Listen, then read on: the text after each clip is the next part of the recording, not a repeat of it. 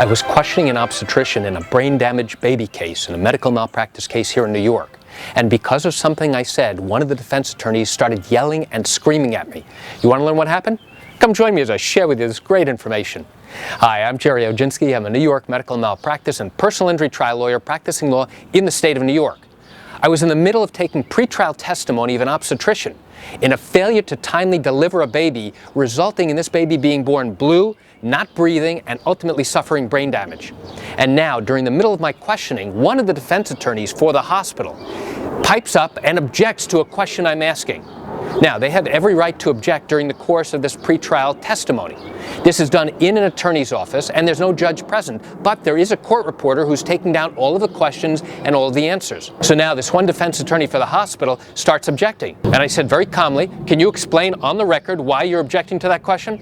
And she responds, "I don't have to tell you the reason why. We don't have to get into this right now. Do you really want to get into a whole argument about why I'm objecting to your question? I'm preserving my right for trial." Okay, I get that you're preserving your right for trial. Simply make your objection, state the reason why, and I'll move on. She did not want to give me a reason why. She wanted to argue with me about my question and about her right to object. Now, she does in fact have a right to object. But when I ask her to put her reason on the record, I expect her to give me a brief, succinct answer so that now, if we have to ask the judge to take action because of her repeated objections, now I have the ability to point to the record and show the judge, listen, here's why she was objecting, here's why she's wrong, now I ask you to take the following action. We had to get into a whole argument about that, and you should have heard her voice level go from here all the way up here. It was remarkable. All because I said, tell us why on the record you're objecting.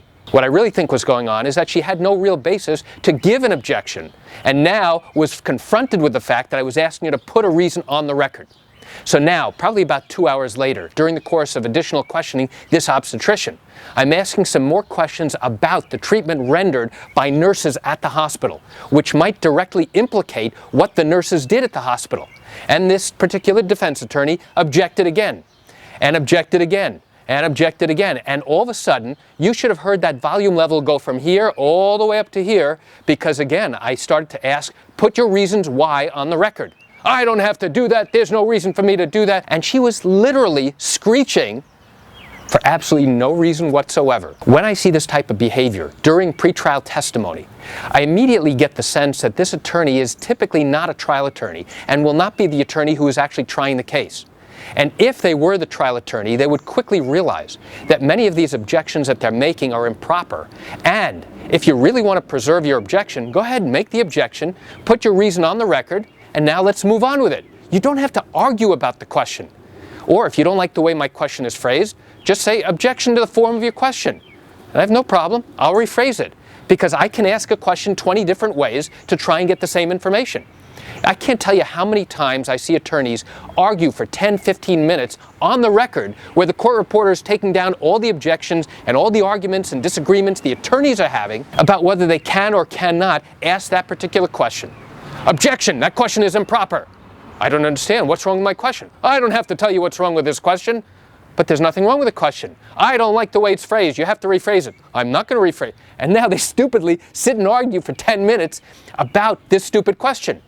Well, you'll find that really smart attorneys, that really good experienced attorneys, are able to reword the question 20 different ways in order to avoid getting this form objection.